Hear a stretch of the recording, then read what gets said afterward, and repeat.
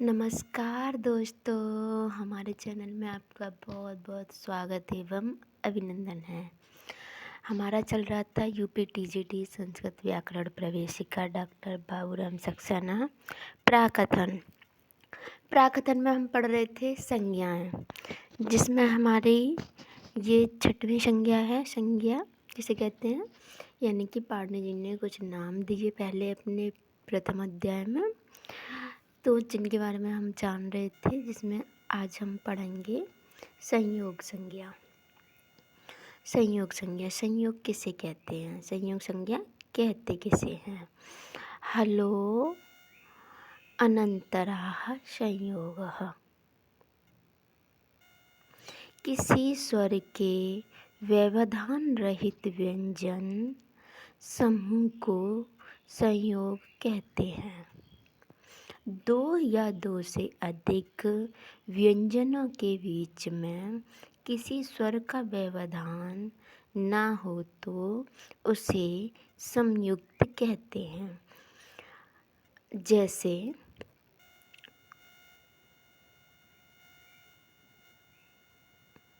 भव्य, कात्सन्य, महात्म्य।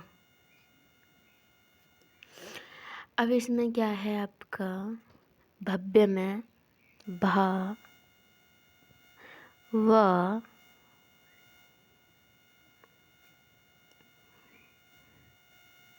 भ प्लस अ प्लस व प्लस य, यही है ना।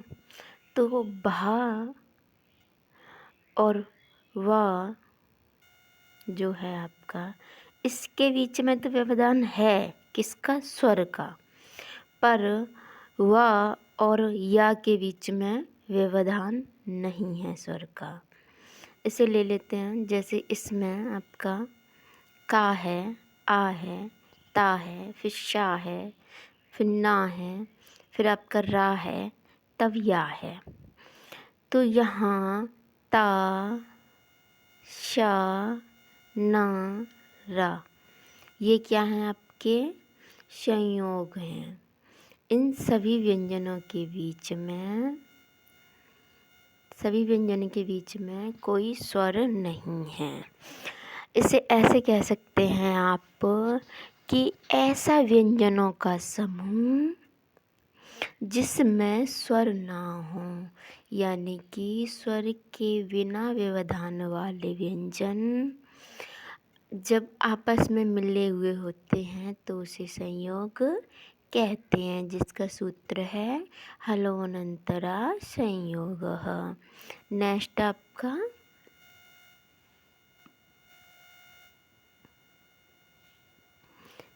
संहिता।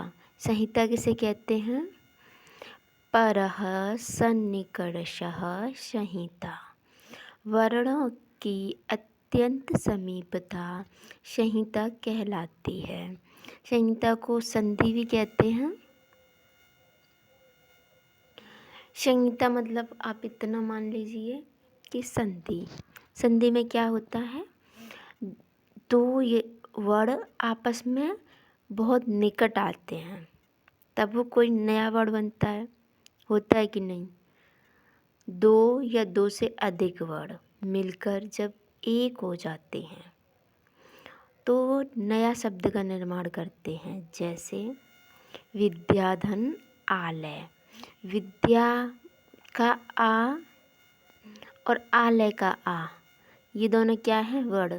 दोनों मिलके क्या हो गए हैं, बड़ा वाला आ हो गए हैं और बन गया है विद्यालय, बन गया आपका विद्यालय। तो हम इसी को क्या बोलेंगे, संहिता बोलेंगे। संहिता का सूत्र परः सन्निकर्षः संहिता।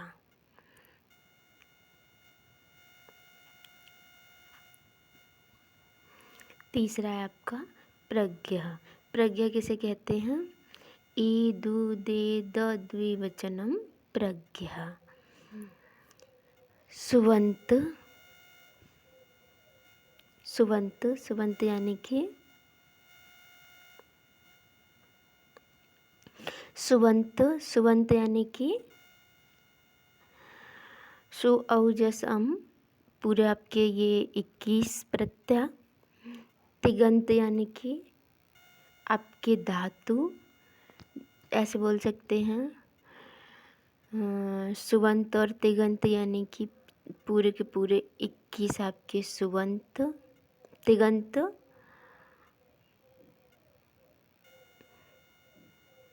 21 आपके सुबंत और 18 आपके तिगंत। सुबंत क्या होता है, जैसे रामः, रामम, रामेण, रामाय, रामा, ये क्या है आपके सुबंत हैं। जो विभक्ति वाले 21 प्रत्यय हैं आपके, वो सुबंत हैं। और तिगंत जैसे पठती, पठता, पठंती, ऐसे प्रत्यय जो धातु से लगते हैं वो तिगंत हैं। और ऐसे प्रत्यय जो विभक्ति से लगते हैं वो शुबंत कहलाते हैं। तो शुबंत, तिगंत पद ईकारांत, ऊकारांत, एकारांत द्विवचन प्रज्ञ कहलाते हैं। कहने का तात्पर्य ये है कि जो आपकी धातु से लगने वाले प्रत्यय हैं, ऐसा शब्द, पद क्या होता है, पद आपका सुबंत या तिगंत प्रत्यय से लगने के बाद ही पद बनता है। तो ऐसा पद जो ईकारांत हो, ऊकारांत हो, एकारांत हो और इसमें भी द्विवचन का हो तो वह प्रज्ञ कहलाता है। प्रज्ञ जान लेते हैं। ईकारांत कैसे, हरि ईकारांत द्विवचन का शब्द है, तो हरि एतौ। विष्णु आपका ऊकारांत का है और द्विवचन का है। एकारांत आपका द्विवचन का है, गंगे, और एकारांत भी है। क्या है, द्विवचन का भी है और एकारांत भी है। द्विवचन का हम कैसे क्या बोल रहे हैं, जैसे हम राम के ही शब्द ले लेते हैं, रामः, रामौ, ये रामौ आपका द्विवचन का शब्द हो गया।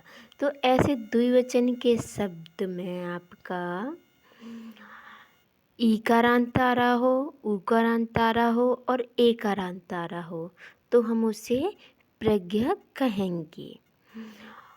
जो शब्द प्रज्ञ हो जाते हैं फिर उनकी संधि नहीं होती। जैसे हरि एतौ है, विष्णु इमौ है, यहाँ पर संधि नहीं हुई है। गंगे अमो है, यहाँ संधि नहीं हुई है।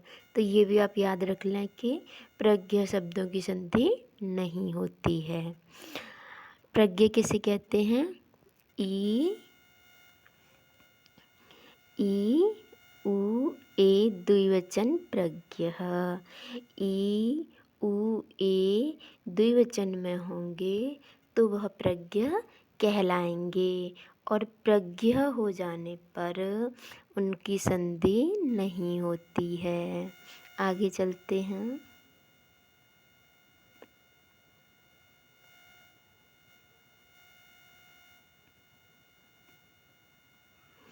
आगे है आपका सत। सत किसे कहते हैं, तऊ सत। सत्र और शानच का नाम सत है। जो आपका सत्री प्रत्यय है और शानच प्रत्यय है उन्हीं को सत कहते हैं। सत्री और शानच, सत्री शानच इनका प्रयोग वर्तमान के लिए होता है।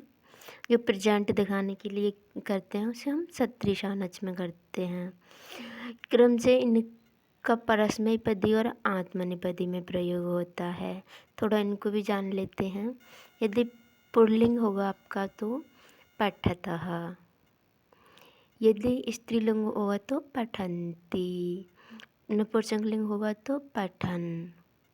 इस तरीके से आपके रूप बनते हैं। जैसे बोल सकते हैं हम कि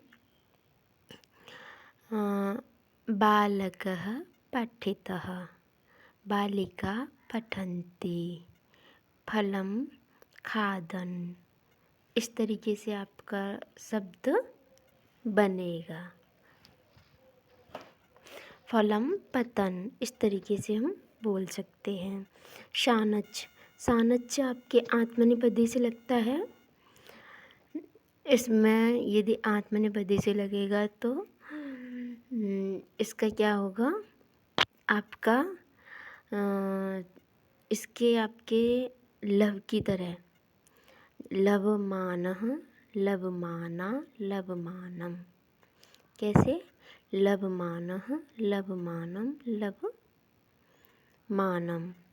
इस तरीके से आपके ये शब्द बनेंगे। थोड़ा जान लेते हैं। सत्री और शानच का नाम सत है। सत्री और शानच, इसका प्रयोग वर्तमान काल के लिए होता है, क्रम से परस्मैपदी और आत्मनेपदी में। तो ये आपके आत्मनेपदी के रूप हैं। लव, सेव, इस तरीके की कुछ धातु आपकी आत्मनेपदी की होती हैं। तो इसमें कैसे बनेगा? लवमानः, लवमाना, लवमानम। प्रत्यय हम जब आगे पढ़ेंगे तो इसके बारे में डिटेल में जानेंगे। बस फिलहाल इनका नाम आ गया तो हमने आपको इतना बता दिया है। आगे चलते हैं।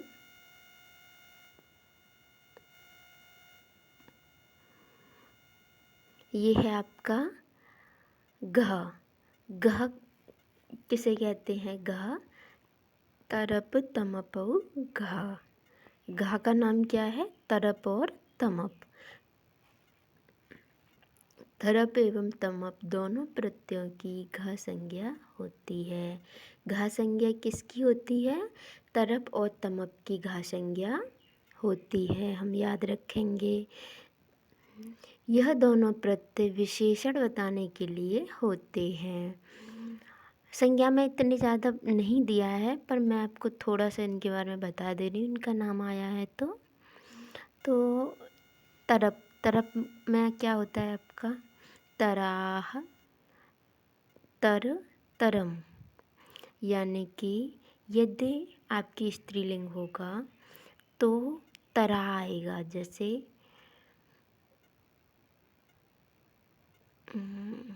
यहाँ राधा कर लेंगे, से रा है ये। रमायाः राधा उत्तम तरह। रमा से राधा ज़्यादा उत्तम है। किसके लिए होता है आपका? विशेषण के लिए, है ना। तो विशेषण बताने के लिए यहाँ पे प्रयोग होता है। पुल्लिंग में आपका तरह। श्याम, श्यामात् गोपालः उत्तम तरह। यदि नपुंसकलिंग होगा तो उत्तरम। सेवात् आम्रम मधुरतम, सेवात् आम्रम मधुरतरम। इस तरीके से इनका प्रयोग होता है। तरब में तमा, तरह, तरा, तरह, तरम। इसका क्या होता है आपका? एक से दूसरे को श्रेष्ठ बताना। पहला पद इसमें पंचमी में होता है। तरह, तरा, तरम। तरह पुल्लिंग, तरा स्त्रीलिंग, तरम नपुंसकलिंग, जिसके एक एक उदाहरण हमने आपको यहाँ बता ही दिए हैं। क्या होता है इसमें? विशेषण विशेष्य बताने के लिए होता है। किसी एक चीज़, एक व्यक्ति को उत्तम बताने के लिए होता है। एक से दूसरे को उत्तम बताने के लिए, यानी एक से दूसरे के विशेषण बताने के लिए होता है कि इसमें ये विशेषण ज़्यादा है, ये बताने के लिए होता है। तो इसमें पहला वाला जो पद होगा उसमें पंचमी विभक्ति लगेगी, और जो दूसरा वाला पद होगा